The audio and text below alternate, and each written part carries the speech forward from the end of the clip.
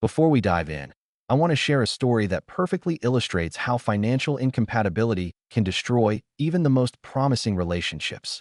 This is about recognizing red flags before they cost you everything. Let's get into it. My fiancée demanded a massive wedding loan and called me cheap when I refused, and that's when everything started to fall apart. I'm talking about a woman who I thought understood me, who told me she loved my simple life, who said she was done with all the materialistic chaos of the city. But looking back now, I realized she was never really happy with what I had to offer, and I was just too blind to see it. Let me take you back to where this whole thing started. Because the warning signs were there from day one, I just chose to ignore them. I grew up in a small town where people didn't flash their money around, where your word meant something, and where nobody thought twice about driving a 10-year-old truck if it still ran fine. My parents taught me to save, to live within my means, and to never put myself in debt for things I didn't absolutely need. I worked in IT, made decent money, had a nice chunk saved up in the bank, and honestly, I was content with my life. I had a small house that I owned outright, no car payments, no credit card debt, nothing hanging over my head. Some people might call it boring, but I called it freedom. Then I met Lauren at a party my buddy Ethan threw one summer evening. She walked in wearing this gorgeous dress, all confidence and style, completely out of place in Ethan's backyard where everyone else was in jeans and t-shirts. She was from the city, worked in marketing, and had this energy about her that just pulled you in. We got to talking, and she told me she was tired of the rat race, exhausted from keeping up with everyone's expectations, and she said my calm, grounded approach to life was refreshing. She actually used that word, refreshing, like I was some kind of cold drink on a hot day. We started dating, and for the first few months, everything felt perfect. She'd drive out to visit me on weekends. We'd have coffee on my porch in the mornings, go fishing at the lake, cook dinner together, and just enjoy the quiet. She laughed at herself when she couldn't bait a hook properly, said she loved how different my world was from hers, and kept telling me how lucky she felt to have found someone who wasn't obsessed with status and appearances. I remember one night we were sitting under the stars, and she looked at me with these soft eyes and said she finally felt like she could breathe. That's the moment I fell completely for her, the moment I thought I'd found someone who truly got me. But then little things started happening, small comments here and there that I brushed off at the time. She'd joke about my truck being older than some of her friends' kids, make little remarks about how we should upgrade to a nicer restaurant instead of the local diner, or mention how her friends back in the city had these amazing apartments with skyline views. At first, I thought she was just making conversation, comparing our lives in a harmless way, but the frequency started increasing. She'd scroll through social media and show me engagement rings her friends got, huge diamonds that cost more than my truck, and she'd laugh and say something like, "Can you imagine spending that much on a ring?" But there was always this look in her eyes, this little flicker of want that I tried to ignore. She started talking about her old life more often, the fancy dinners, the weekend getaways, the designer clothes she used to buy without thinking twice. She'd always follow it up with, "But I don't miss any of that," which should have been my first real clue that maybe she did miss it, maybe more than she wanted to admit. About 8 months into our relationship, I decided I wanted to marry her. I'd been saving money my whole adult life, and I had enough to buy a beautiful sapphire engagement ring, her favorite gemstone, set in white gold with small accent stones around it. It wasn't a massive diamond, but it was elegant, unique, and I thought it represented us perfectly. I proposed to her on the same porch where we'd spent so many quiet mornings. At sunrise, with coffee getting cold beside us because we were too caught up in the moment. She said yes. She cried happy tears, and for that first week, everything felt like a dream come true. Then came the moment that should have made me pause and really think about what I was getting into. We drove to her parents' house the following weekend so I could officially ask for their blessing, even though we were already engaged, and so she could show off the ring. The whole drive there, she seemed nervous, fidgeting with the ring box, checking her makeup in the mirror more than usual, and barely talking. When we arrived, her mom opened the door with this huge smile, pulled Lauren into a hug, and immediately grabbed her hand to see the ring. I watched her mom's face change in real time, watched the smile falter just slightly, watched her eyes flick to mine with this look I couldn't quite read. Her dad was more subtle about it, gave me a firm handshake, said congratulations, but I could feel the judgment in the air. Her mom made some comment about sapphires being interesting choices, with way too much enthusiasm, the kind of tone people use when they're trying really hard to be polite about something they don't actually like. Lauren barely showed the ring to anyone else that day, kept her hand in her lap during dinner, and didn't post any photos like I thought she would. The drive home was quiet, uncomfortably quiet, and when I asked if everything was okay, she just smiled and said she was tired. But I saw the way she looked at that ring when she thought I wasn't watching, the way she twisted it around her finger like she was trying to imagine it being something else. That night, lying in bed, I stared at the ceiling and let myself think the thought I'd been pushing away for weeks. That was the first time I wondered if she was embarrassed of what I gave her. If maybe the woman who said she loved my simple life was actually just waiting for me to become someone different, someone who could give her the life she'd left behind. Now here's what I should have recognized back then, but didn't want to see. When someone tells you they've left behind a lifestyle, watch how they talk about it. Lauren never said she disagreed with materialism or that she'd learned it was empty. She just said she was tired. That's not the same as changed. Tired means you want a break, not that you've fundamentally shifted your values. And when her mom made that comment about the ring being an interesting choice, that wasn't really about the sapphire at all. That was about me not meeting their financial expectations. I was being evaluated like a business investment, and I'd already failed the first assessment. The question I should have asked myself right then was this. If she's embarrassed to show her family what I gave her, how is she going to feel showing her friends, her coworkers, the rest of her world? But I didn't ask that question because I was in love, and love has a way of making you ignore the obvious until it's too late.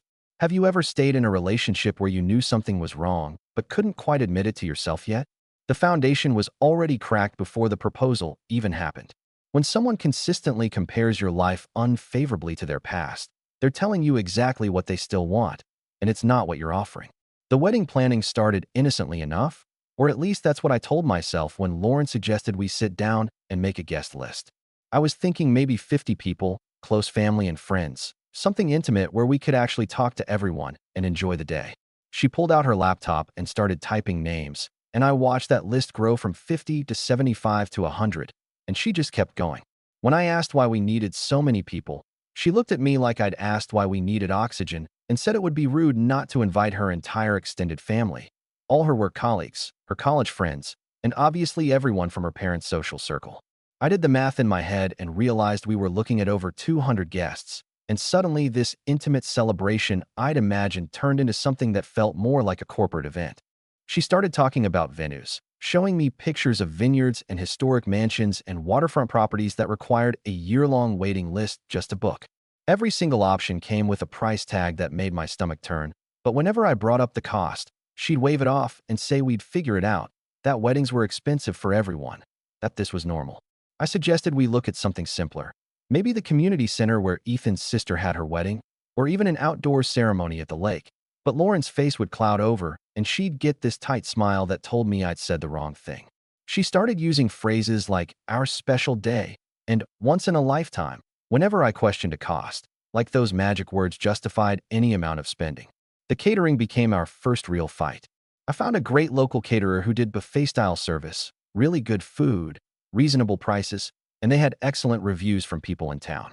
Lauren looked at the proposal for maybe 30 seconds before pushing it aside and pulling up websites for premium catering companies that did plated meals with multiple courses and wine pairings. The difference in cost was staggering. We were talking about tripling our food budget, but she insisted that buffets looked cheap and tacky, that her family would judge us, that we couldn't ask people to stand in line at our own wedding. I tried to explain that most of our guests wouldn't care, that they'd be happy just to celebrate with us, but she'd already moved on to talking about hiring a live band instead of a DJ. Every conversation about the wedding turned into a negotiation where I was apparently being unreasonable for wanting to stay within a budget, and she was just trying to make sure we didn't embarrass ourselves in front of everyone we knew. I started dreading these planning sessions, started feeling this knot in my chest every time she said we needed to talk about wedding stuff, because I knew it meant another conversation about spending money we didn't have on things that didn't matter to me. Then one night, I couldn't sleep, and I grabbed her laptop to check my email, because my phone was charging in the other room. The browser was still open to her last search, and I saw the tabs. She'd been Googling how to upgrade an engagement ring, looking at diamond replacements, scrolling through before and after photos of rings that had been fixed with bigger center stones. I just sat there in the dark, staring at that screen, feeling something break inside my chest. She'd never said a word to me about being unhappy with the ring, never mentioned wanting something different, but here was the evidence that she'd been thinking about it, probably since the day I proposed. I closed the laptop and lay back down, And I couldn't stop thinking about all the times she'd angled her hand away when taking photos, all the times she'd kept it in her pocket during family gatherings, all the little signs I'd missed or chosen to ignore. That was the moment I realized she'd never really been happy with what I offered. She'd just been waiting for me to figure out I needed to offer more. The bridesmaid situation pushed things even further. Lauren wanted her sister Hannah and 3 friends from college to be in the wedding party, which seemed fine until she announced they'd all need to buy matching dresses from a specific boutique. These weren't regular dresses you could find on sale or wear again.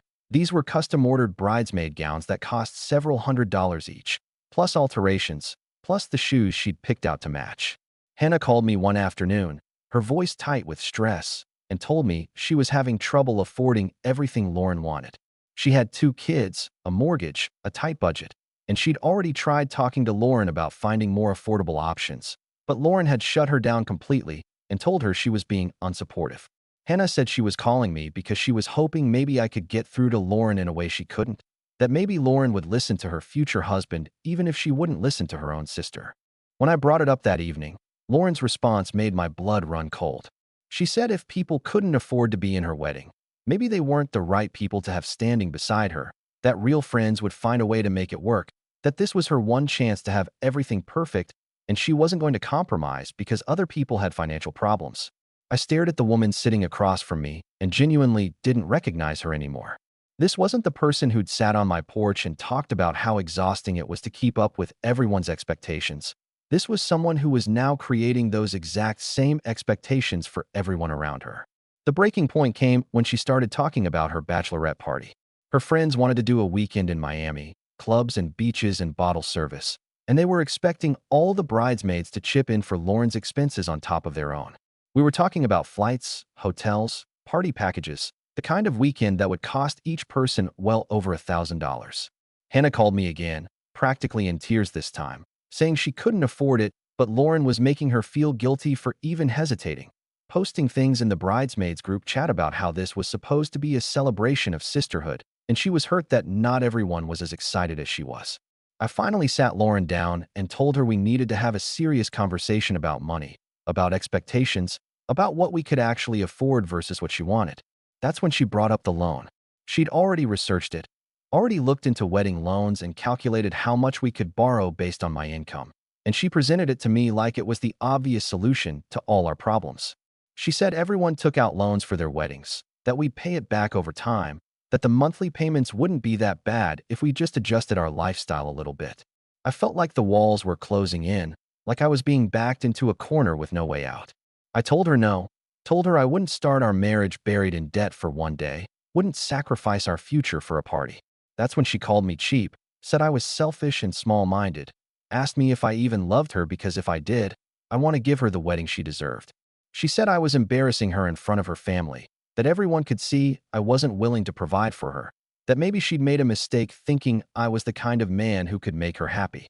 Those words hung in the air between us, and I realized this wasn't about a wedding anymore. This was about who we fundamentally were as people, and we were not the same. Let me break down what was really happening here, because this is where the manipulation reached its peak. Lauren had spent months slowly escalating her demands, testing my boundaries, seeing how far she could push before I'd push back. Every time I agreed to something bigger or more expensive, it reset her baseline for what was acceptable. The guest list grew because I didn't fight hard enough when it hit 100. The venue got more elaborate because I'd already compromised on the catering. The bridesmaids' dresses became non-negotiable because I'd let everything else slide. This is how financial abuse works in relationships. It's not one big demand. It's 1,000 small concessions that add up to you losing yourself completely. And that accusation that I didn't love her enough, that's the nuclear option of emotional manipulation. She was weaponizing my feelings for her, trying to make me prove my love by destroying my financial stability. The cruelest part was that she'd specifically sought out someone with my values, someone stable and debt-free, because that made me a good provider. But now those same values were being reframed as character flaws. What's the biggest financial mistake you've ever almost made for someone else? This is textbook escalation tactics. Each compromise becomes the new baseline, and suddenly you're defending boundaries you never imagined needing to defend. When love becomes conditional on spending, it was never really love. A few days later, she told me her parents wanted to have us over for dinner, said it was just a casual family meal, nothing formal. But I knew better. I could feel it in my gut that this wasn't going to be casual anything. I showed up to that dinner knowing exactly what was coming. But nothing really prepares you for sitting at a table while three people tag team you about your financial decisions.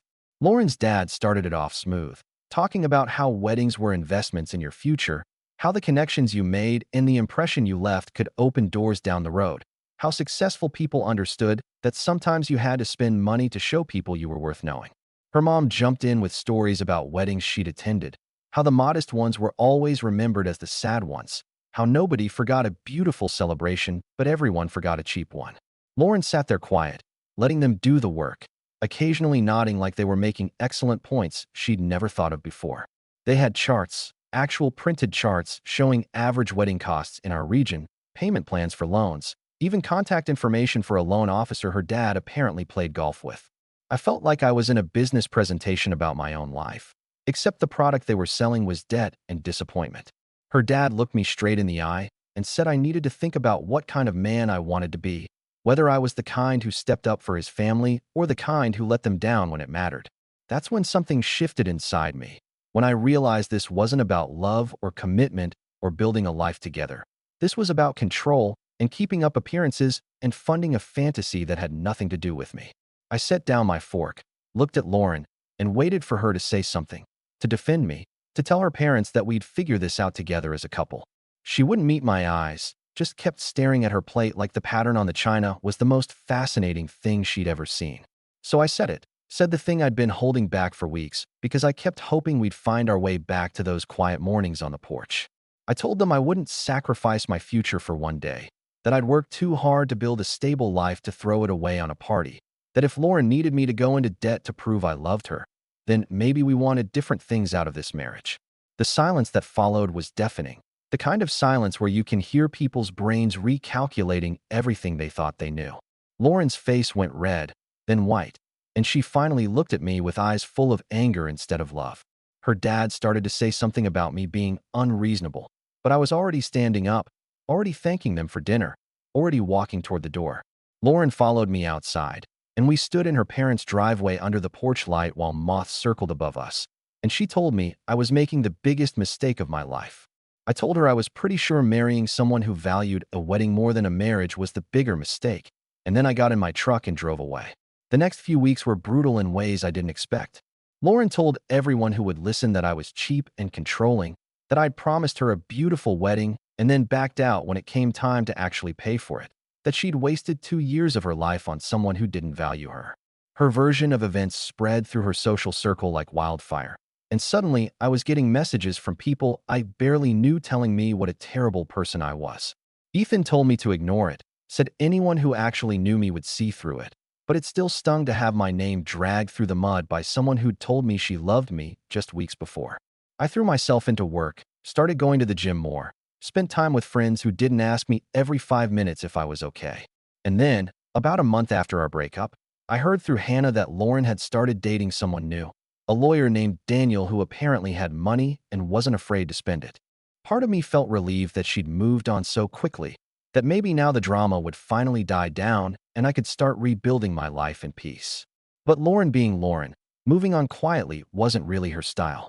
She posted photos constantly, designer bags and fancy restaurants and weekend trips to places I'd never heard of, always with captions about finally being treated the way she deserved. Daniel seemed nice enough from what I could see, always smiling in photos, always dressed sharp, the kind of guy who looked like he walked out of a cologne advertisement. I stopped checking her social media after a while because it felt like watching a performance that had nothing to do with real life, but I'd still hear updates from mutual friends who couldn't help themselves from filling me in.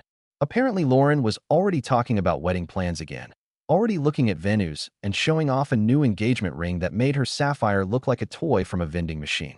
Friends told me she was pushing Daniel even harder than she'd pushed me, that every conversation was about the wedding, about what she wanted, about making sure everything was absolutely perfect this time. I almost felt bad for the guy, almost wanted to warn him about what he was getting into, but I figured he was a lawyer and probably smart enough to figure it out on his own. Then one Saturday afternoon, about 6 months after I'd walked away from Lauren, I ran into Megan at the grocery store. She'd been one of Lauren's bridesmaids, and we'd always gotten along fine during the planning phase. She looked genuinely happy to see me, which was surprising given how Lauren had been talking about me, and she suggested we grab coffee. We sat down at a cafe near the store, and she told me she'd felt terrible about how everything went down, that she'd never really believed Lauren's version of events, and honestly, she just needed to vent to someone who'd understand what Lauren was really like. Megan told me everything, told me things I never would have known otherwise. Lauren had pushed Daniel to book the most expensive venue in the entire region, insisted on a guest list even bigger than the one she'd wanted with me, demanded a ring upgrade just months after he proposed because the first one wasn't quite right. The bridesmaids were all stressed about costs again. Lauren had picked even more expensive dresses this time, and the bachelorette party was now planned for the Bahamas instead of Miami. But here's the thing that made my coffee taste better than it had any right to. Daniel had started asking questions, started pushing back, started realizing that maybe this wedding wasn't about building a life together, but about putting on a show. 2 weeks before they were supposed to send out invitations, he called the whole thing off, told Lauren he couldn't marry someone who cared more about the wedding than the marriage, and ended their relationship entirely. Megan said Lauren was devastated, not because she'd lost Daniel, but because she'd lost the wedding, lost the chance to prove to everyone that she could have the perfect day she'd always wanted. I wish I could say I felt nothing when I heard that I was completely over it and didn't care what happened to her anymore. But the truth is I felt vindicated, felt like the universe had confirmed what I'd known all along, that I'd made the right choice walking away when I did. A few months later, I made a decision I'd been thinking about for a while. I sold my small house and put a down payment on a bigger place, a real house with land and a view and room to grow, the kind of property I'd always dreamed about but never bought because I was saving for a future that turned out to be an illusion. I started dating again eventually, nothing serious at first, just coffee and conversations with people who didn't measure my worth by my willingness to go into debt. Life got quieter, simpler, better in ways that had nothing to do with money or status or proving anything to anyone. And sometimes, late at night when I couldn't sleep, I'd think about that moment on her parents' driveway, about walking away from someone I thought I'd spend my life with. And I'd feel grateful instead of sad. Here's what I learned from all of this, and I hope it helps someone else who might be in a similar situation. Love shouldn't come with a price tag, and the person who truly wants to build a life with you will care more about the life you're building than the party you throw to announce it. When someone shows you who they really are, especially when it comes to money and values, believe them the first time. Those little comments Lauren made about my truck, about my house, about wanting better restaurants, those weren't jokes or harmless observations. Those were her real feelings leaking out before she'd perfected the act. And when someone uses love as leverage to get what they want, when they tell you that proving your love requires you to damage yourself financially or emotionally, that's not love at all. That's control wearing a romantic disguise. I didn't lose a fiancée that night in her parents' driveway. I escaped a future I would have regretted forever. I escaped years of debt, years of feeling like I was never enough, years of watching my hard-earned savings disappear into someone else's fantasy while my own dreams collected dust. The wedding she wanted would have lasted one day, but the debt would have lasted years, and the resentment would have lasted even longer. Sometimes the best decision you can make is the one that disappoints everyone else but saves yourself. What would you do if someone you loved asked you to compromise everything you'd worked for? The real lesson here isn't about weddings or money. It's about recognizing when someone's vision of the future fundamentally conflicts with yours. Financial values aren't just preferences, they're core beliefs about security, priorities, and what kind of life you want to build together. When those don't align, no amount of love can bridge that gap. What do you think about this story? Let me know in the comments, drop a like, and don't forget to subscribe for more real-life stories.